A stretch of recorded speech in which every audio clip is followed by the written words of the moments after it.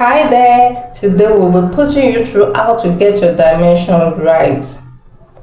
There are so many people when they want to order a box from us, they don't know the size of what they want. Now, all you need to do is to arrange your content the way you want it to be arranged in the box. Now, for me, this is how I want mine to be. So, get your measuring tape. You need a measuring tape to do this. Measure the length, width, and height of your content. So I'll be measuring my length first. This is the length of my content. So I have 13 here. So you can just add 1 inch just to be on the safer side. So adding 1 inch, that means I have 14 as my length.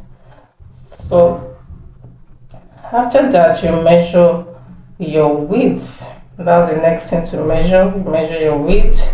So for me, I have my width. Make sure you are starting your measurement from 0 inch.